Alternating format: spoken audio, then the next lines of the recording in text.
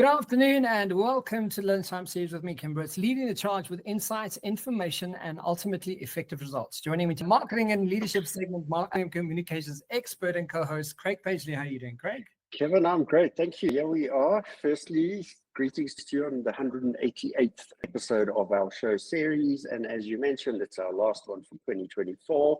It's been an incredibly busy year for both of us. I don't know how we've been having to move shows around at times and things like that, but definitely looking forward to this great break ahead. Yeah, the holidays can't be coming sooner, Craig, but we are going away soon. And next week we are away. So it's exciting and it's fantastic.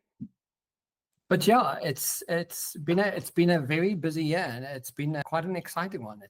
So in light of that statement, Kevin, what is that one standout moment that you've experienced or had during 2025? A standout moment?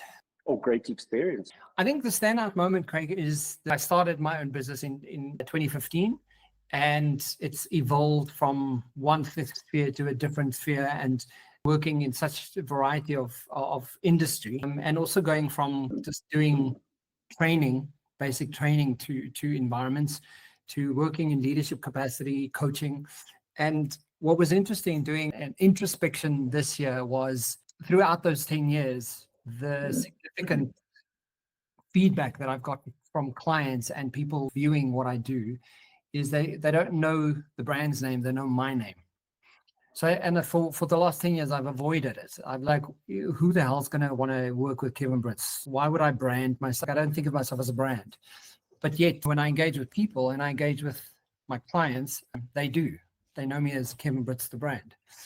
So it's been quite a journey to get to this point. But finally, the realization is I probably am a brand, and there's something very specific about what I do and how I do what I do. So that's awesome. That's absolutely awesome. And yourself, Craig, what has stood out for you? Some great work-related stuff has stood out. I've done some fantastic project work this year. The employer branding, the growth of employer branding focus area that I have is really incredible. Completed a really good project from end to end, started another one. Phase one is complete, got a proposal in to commence in the beginning of January. And as I mentioned to you earlier on, just come back from a meeting where I now need to put a proposal in next week to complete another one. So that'll be 4 employer branding projects in a long period. So I'm very, very happy about that. But I think things that have made me stop and take note of life and really bit of introspection with my mom passing just some 6 months ago, that was a tough one, but necessary because it brought some great peace to her. She was in such agony for many years. And then a really exciting is also my son Liam, his final attorney's admission exam yesterday. So fingers crossed that they all 4, I think there were 5 exams, that he cracked those, and if he didn't, he'll just have another chance at it. But he hopefully did well and start 2025 as a registered attorney. So very proud of the young man in that regard. Can't believe it. It's always good to have an attorney in the family, Craig. Very much so. Yep. Yeah, it's been fantastic. And that's such a proud moment as well. I'm sure you feel very proud about that. Absolutely. Great, but jumping straight into today, into our last show for this year, I know that we've got an interesting topic for the listeners today. Can you share more about it? Because I've been paying attention to it and I've heard some strong opinion. So I'm So firstly, thanks for your input on the topic. I know it's something that you're really interested and intrigued to hear where it's at. So yeah, thanks for participating in that regard as well. For our listeners, we're going to cover the topic of Jaguar's new brand identity and obviously the controversy surrounding this moment in the brand's history. And we're going to touch on a few standout points from a couple of articles, but one in particular is an article that I came across on Top Gear that really, I just loved the way the writer produced this article. Really fantastic insights into the brand and the automotive industry as well. So really looking forward to that. There's some in the script that I've shared today as well, Kevin. There's links to other articles that would be great to post when we, at least include in the post when we complete the edits of the show, because there's some deep insights from company and places like that as well. So today's conversation is really going to focus around the topgear.com article, but definitely want to include the others in our posting. Yeah, and that's why I thought it'd be interesting to unpack this with you, because I know your brain's at the forefront of these types of conversations as well. But what I found interesting is that people have had such incredibly strong negative opinions about this big campaign that's happened, and I was like, hang on, I need to get some brains on this insight and to figure out why. So, Kevin, you're absolutely right. The majority, by far the majority of comments have been negative, and for a number of reasons, and we'll go through that shortly. But before diving into that, I just want to quickly take a quick snapshot look at the history of the Jaguar brand. And when we get into Ollie's article, there are going to be some astounding facts that we also reveal relative to why Jaguar, the company, is in the state it's in.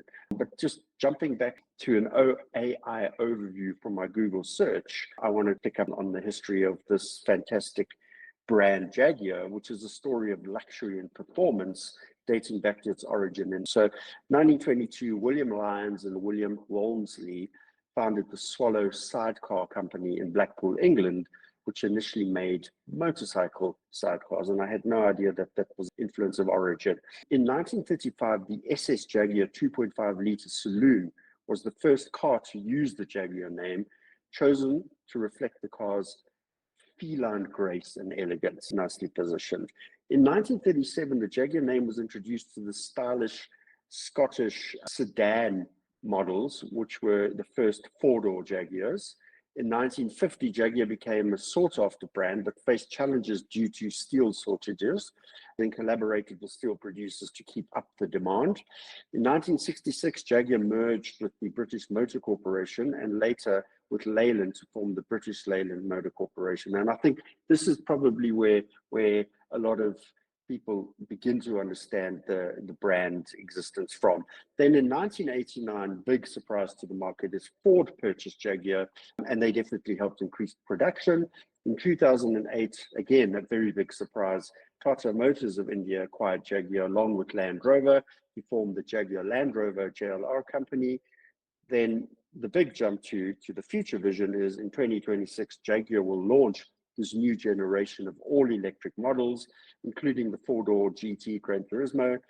Some of Jaguar's most famous models include the likes of the C-Type, the D-Type.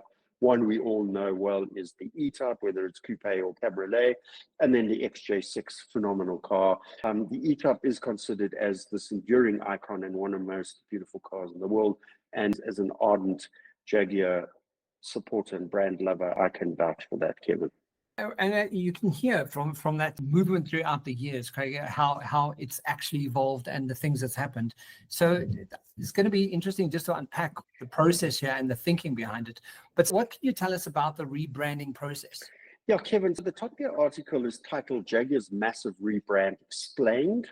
What's all the fuss about? The article was published on the 3rd of December this year and can be found on topgear.com's electric section. The article was written by Ollie Q, who's Top Gear's senior road test editor. And Ollie's been with Top Gear since 2014. He's got a phenomenal style of writing, some deep wit in his approach as well. Let's start by looking at the opening chapter of the article, which reads as follows. Jaguar, a 102-year-old British car company, has just revealed a new concept car. Nothing unusual there. Car companies make eccentric models to preview the future metal all the time. But what Jaguar is up to has whipped up massive, fiery online debate that spilled over into politics, evening news, and cultural wars. Here's TopGear.com's guide to what the heck's going on and what happens next. When you see the statement talking about the debates spilling over into politics, evening news, and cultural wars, you know that it's definitely rattled a few feathers, Kevin. Jaguar's new fresh brand identity was revealed as recently as Tuesday, the 19th of November, with the identity resembling a bit of a monogram badge, which is the strange circle housing a very stylized and simplified J and R. And Ollie Q, the writer, refers to this as a Venetian blind leaping cat caged in a barcode and word mark spelling Jag-U-R in a jumbled upper lowercase format. When that's the opening statement, you know you're in for a good read and a good ride in this particular instance. What's interesting to note here, Kevin, is Jaguar's social media channels apparently deleted their entire archive and posted only one piece, the 30-second video that didn't feature a single car. Now, I'm sure you've seen the video. It's very Pantone color oriented. It's very fashionista oriented, quite wokish in a way, but we'll get to that point. Instead, it showed what Ollie refers to as a posse of nonplussed high fashion models posing in a lift and pouncing about with a paintbrush and mallet in a children's soft play zone. Jaguar's new mantra, to copy nothing and delete ordinary, was writ large across the screen. Again, he's not giving any favor to the flamboyance of this particular approach. Yeah. Kevin, as you know, the reaction has been incredibly mixed, with some extremely negative sentiment being shared across all social media channels. And Ollie Q notes that you have to doom scroll until your thumb aches to find viewers who are legitimately pleased about Jaguar's new font or badge or the planet of the androgynous. Response to the comments have been received from politicians, market industry leaders, and this is the best, even Elon Musk tweeted and asked Jaguar, do you sell cars? Because obviously the launch video didn't have a single car in it. It just looked like an excerpt from the catwalk of New York, Kevin. Craig, but you can argue the point that if you were trying to get people's attention, you got their attention. That is damn correct. So you have to kind of go, okay, cool. So it's not what anyone anticipated. It's not the obvious route. It's not what people may consider Jaguar to look and feel like. But in my layman's perspective around why people do rebrands is to elicit a response from the public in an obvious way. But also, like, one of the questions I've got lingering around this is, have we as a society become really so obtuse around how we see what brands should look like? And why are we not celebrating something that has just never been seen? And other car makers and other automated industries like this are not doing that. And it's supposed to be that, right? To me, it's a bit strange. So Kevin, it's interesting because I think that does play into one of the big debates and areas of negative commentary. This is before we even get into the detail of the particular article, but Jaguar's positioned this particular approach moving forward around the positioning statement of copy nothing. So that just plays into exactly what you're saying. It's absolutely outlandish. Cleaning the drawing board and starting from scratch, hence deleting the archive. For how long that's going to be, I don't know. They'll probably need to reinstate, because there's some damn fine examples of great products produced by the brand.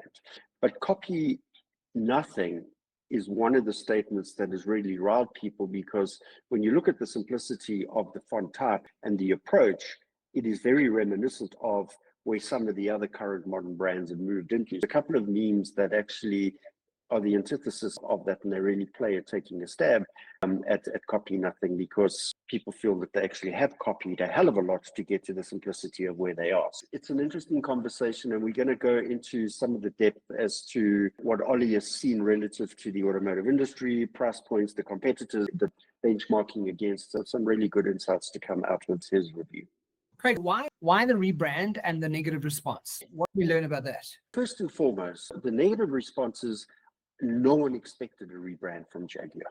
Would you expect one from Ferrari or Lamborghini or Porsche at this point in time? No, all steeped in history, all definitely breaking boundaries with evolving into fantastic new formulas of automotive and technologies and things like that. It's not a case that they're not being progressive, but they still got heritage aspect to the brand. So nobody got to understand or expect that. But Ollie Q provides a great statement on what he believes is what he says, the tangible beginning of what Jaguar has been telegraphing for over a year, an unprecedented reset of its ailing operation. Take note, ailing operation. As of November 2024, no new Jaguars in production for the first time since 1948. The company is in the midst of what it calls a fire break to create distance between itself, between its previous mainstream semi-premium guise and its target of morphing into a Porsche and Bentley rival, selling 100,000 plus UK dollars, ultra luxe EVs to a younger, more diverse, cash-rich, time-poor clientele.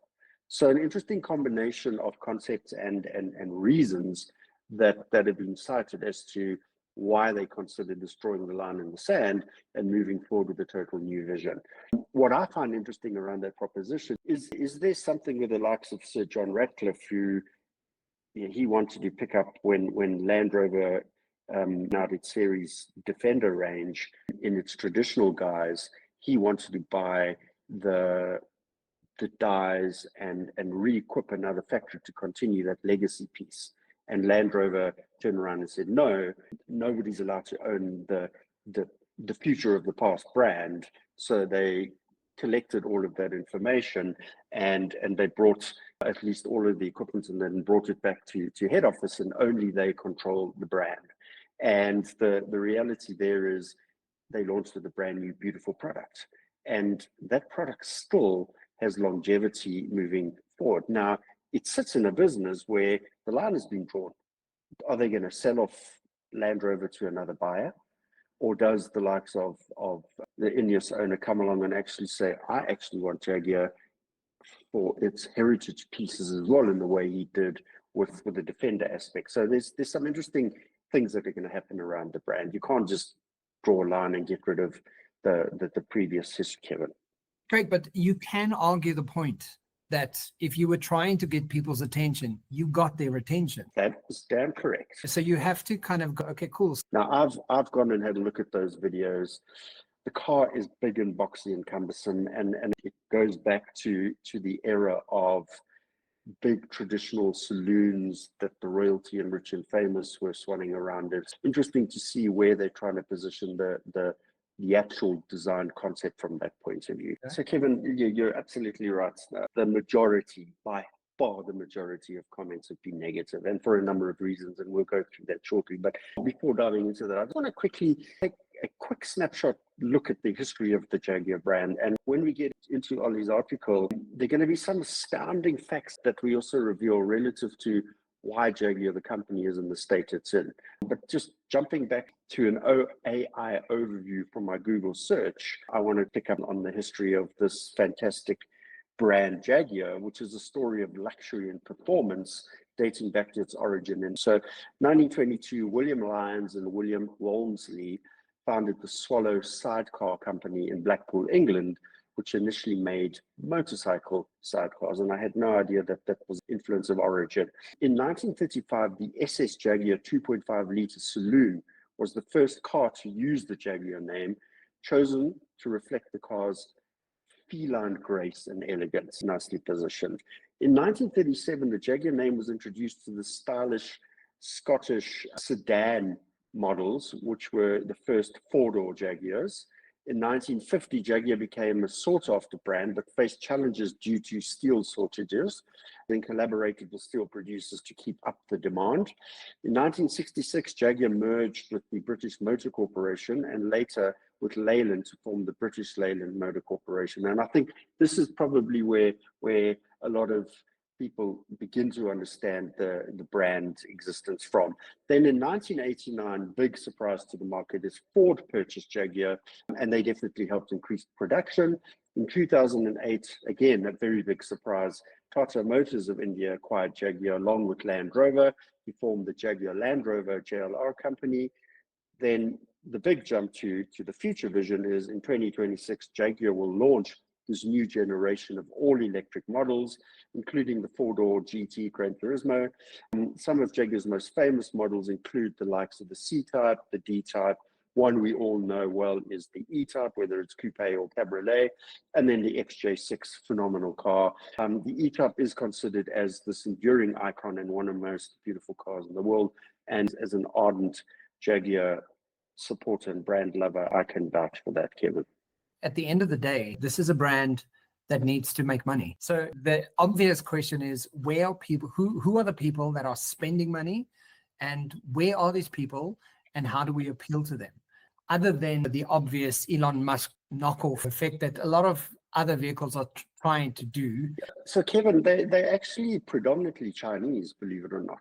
When I've looked at the various articles, there's a lot of reference to this new sort of nouveau riche Chinese cash rich youth that are coming through the ranks. So the new billionaires and multimillionaires of the future, a lot of them are sitting in China, so it's very, very oriented into their space.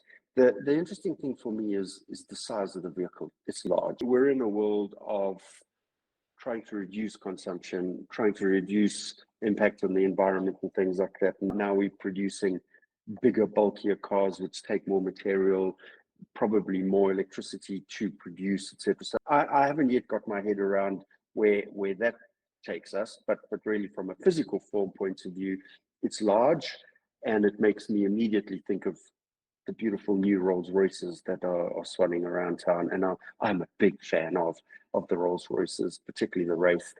I think it's definitely going in that kind of direction, Kevin. But what really stands out for me is a particular paragraph from Ollie Q's article, and this reads as follows, Kevin. It says, so the bosses needed to drum up anticipation for this, the biggest moment in Jaguar's history this century. Confusing, controversial, purist brand campaign has been almost too successful. Unless you truly believe that all the publicity is indeed good publicity. Fact is, most people weren't talking about Jaguar last month or even last week. They are now. Quite a lot of them are shouting, obviously shouting negatively in many instances, but that does talk to the point you made earlier on. Jaguar's on the radar. And in fact, I think one of the articles that I read is Auto Trader is already seeing a spike in inquiries on acquisition of secondhand Jaguars. So the collectors are wanting the vehicle in its current guise.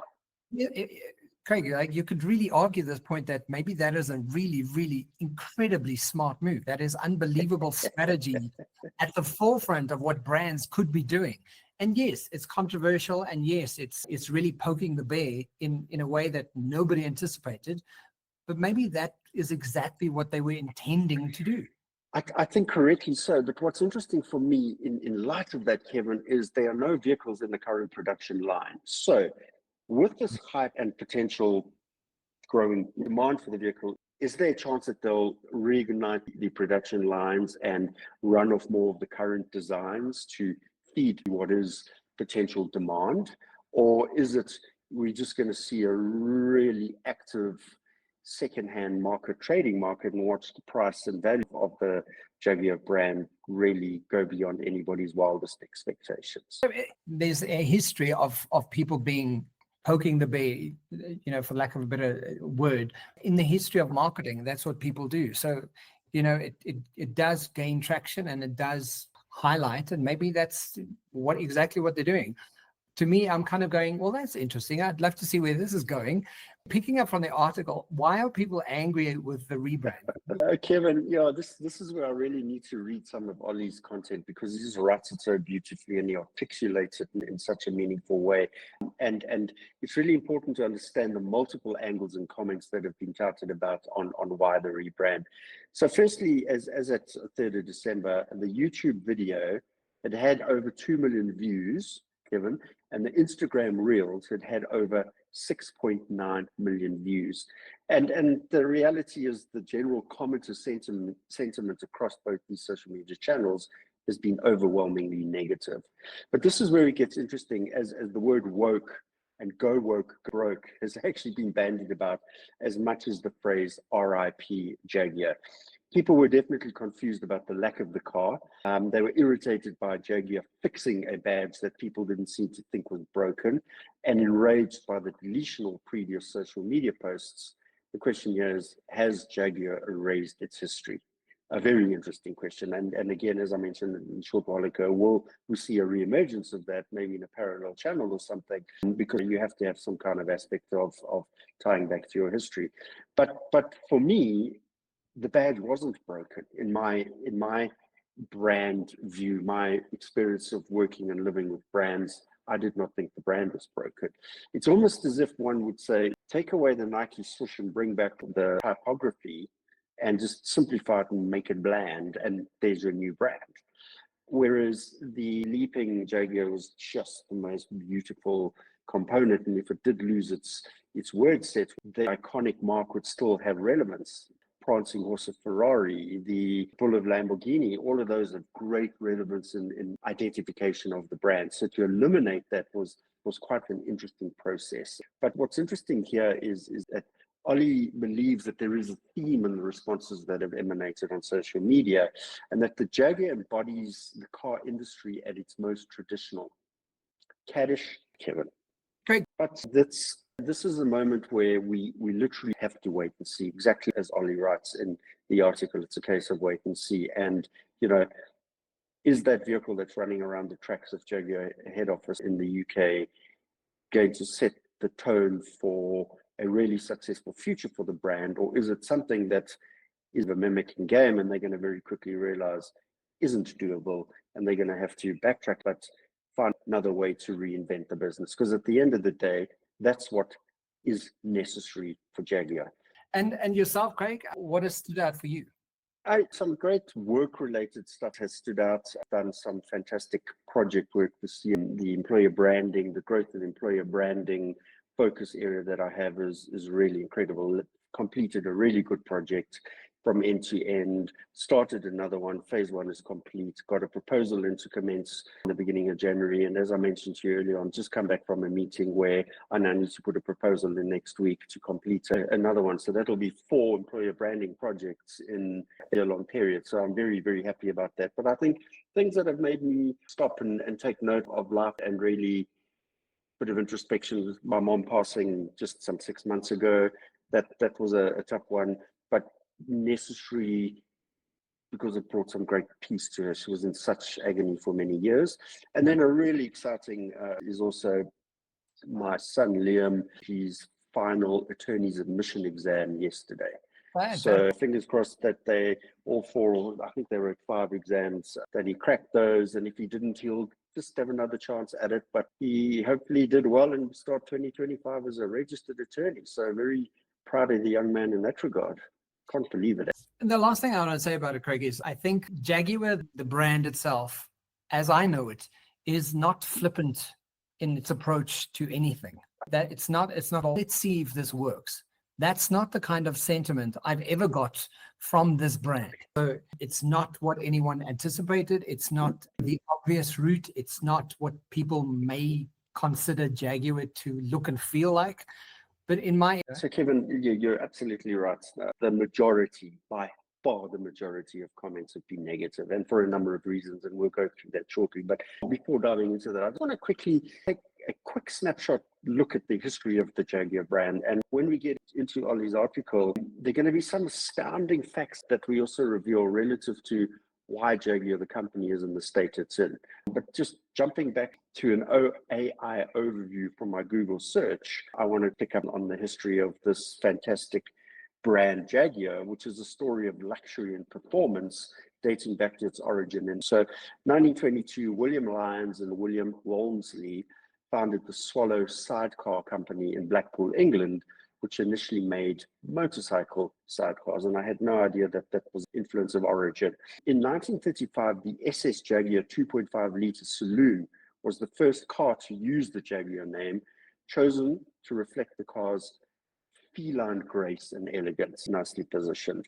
In 1937, the Jaguar name was introduced to the stylish Scottish sedan models, which were the first 4-door Jaguars. In 1950, Jaguar became a sought-after brand, but faced challenges due to steel shortages, then collaborated with steel producers to keep up the demand. In 1966, Jaguar merged with the British Motor Corporation and later with Leyland to form the British Leyland Motor Corporation. And I think this is probably where a lot of people begin to understand the brand existence from. Then in 1989, big surprise to the market, is Ford purchased Jaguar, and they definitely helped increase production. In 2008, again, a very big surprise, Tata Motors of India acquired Jaguar along with Land Rover. He formed the Jaguar Land Rover JLR company. Then the big jump to the future vision is in 2026, Jaguar will launch this new generation of all-electric models, including the 4-door GT Gran Turismo.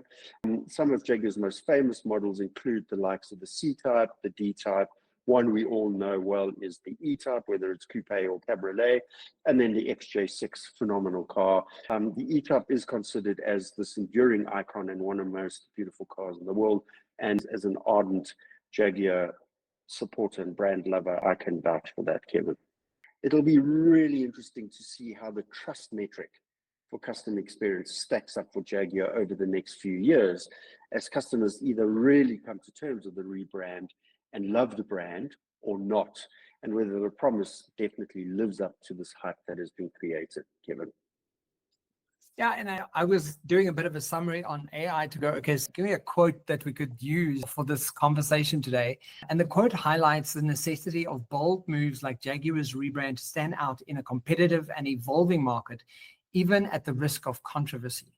And the quote that I found here was from Steve Jobs that said, innovation distinguishes between a leader and a follower, right? And I think, well, that's we'll see, right, Jaguar? That is, yeah, sure. And again, in light of this industry, there's a long lead time to these things. So we're not going to see it early next year. We're going to see it in 2026. Yeah.